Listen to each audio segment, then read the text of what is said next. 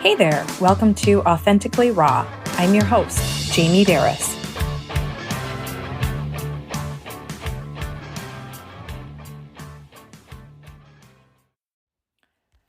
Are you a people pleaser?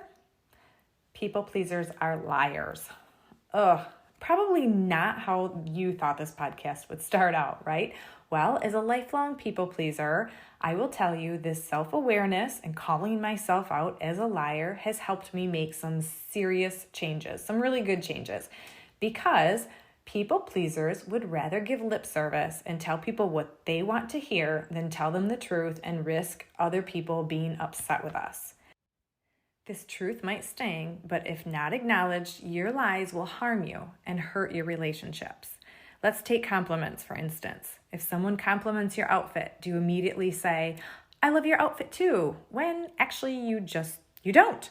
But since they told you that they loved yours and you can't bear to simply say thank you and move on, do you give them a compliment in return? This little white lie might seem harmless, but the bad habit sets us up to agree when we disagree and say things that we don't mean, which is counterproductive, and it eventually causes conflict in our relationships, not the connection and harmony that we are seeking. We'd rather sit in silent agreement most of the time as people discuss their ideas and their opinions because we're too afraid to speak our own truth and disagree and risk making things awkward or stirring up an argument. And then when people assume we agree with them because, we sat there in silence, probably even nodding our heads, we get pissed off at them. It's like, how dare you go around saying, "I agree with you. I never said I did, and I don't." But as a people pleaser, you don't speak that truth either. Lie. People pleasers give others special treatment, and we don't necessarily feel that they appreciate or deserve it, but we do it anyway. We roll out red carpet, go the extra mile. We do and say nice and flattering things that we truly don't want to say or do. It's dishonest, but we do it anyway. And I guess my question is, what for? What are you trying to accomplish? Are you trying to be likable, easygoing, avoid confrontation, just be seen as nice? There's a motive behind it. And even little phrases such as, "I'll do it, I don't mind, yeah, no problem, anything you need, of course, oh, I've got you covered." We spit them out like crazy. People pleasers volunteer their services and act like it's no big deal when it is. Or they act like they love doing things when they don't. It's the "I'll make the dinner reservations," or "donate all the items," or "host the party," "I'll give you a ride," "I'll take care of your garden when you're out of town." Basically, I'll go the extra mile for you without you even having to ask.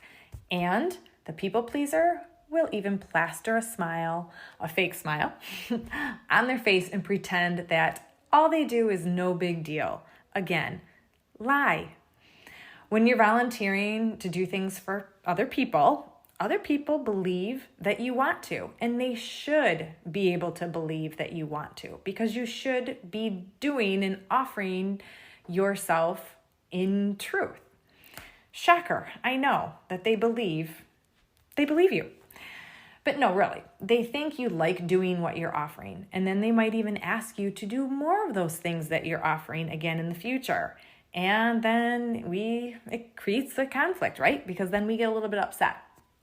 Also, though, if you keep silent and you don't speak your truth, that no, you don't always want to say, be the one organizing the trip, you're lying. If you're giving compliments that aren't sincere, you're lying. If you're offering to do things that you don't want to do, you're lying. If you're not disagreeing, you're agreeing and lying about your stance. If your no problem is a problem and you don't speak up and say so, guess what? You're lying. If your no big deal is a big deal, but you agree to do it anyway, you're lying. And if you think you're doing someone a favor by telling little white lies to smooth the blow of a no, because in a people pleaser's book, no is not a complete sentence unless it's followed up with a lengthy, exaggerated, or kind of untrue excuse. Anyway, you're not softening the blow. You're creating a faulty connection based on lies. Your motives aren't pure when we don't speak and act according to our truth. So the more lies that we tell, it's about controlling other people and situations to get them to say maybe like you, to keep the peace, to be seen as helpful or valuable, or to possibly avoid feelings of guilt or some other negative feeling. But it's truly trying to control situations and other people.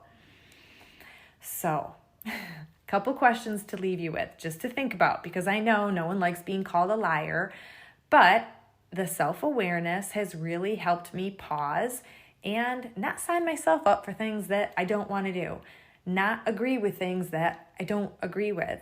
It has helped me not just give insincere compliments. You just don't have to say anything. You can be polite without giving something that is just not true for you.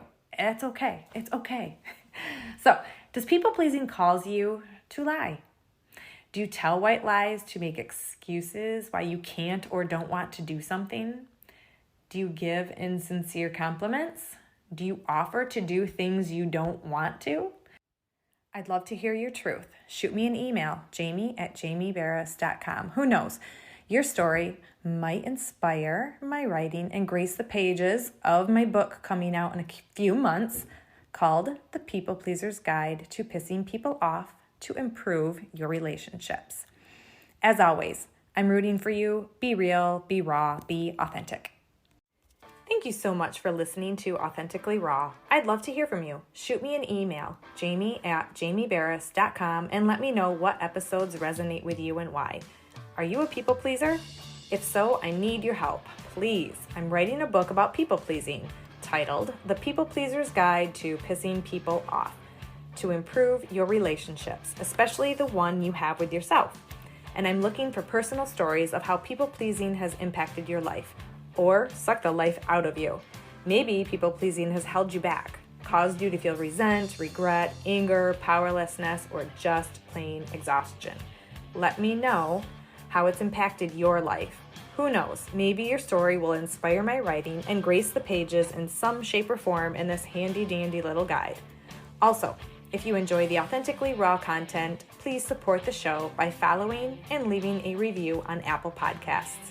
Simply scroll down through the episodes and you will see where to do so. Want to learn more about life coaching? Head over to my website, jamieberris.com, and check it out. You can also follow me on social media at Jamie Berris for lots of inspiration and empowerment. One last thing, I'm rooting for you. Be real, be raw, be authentic.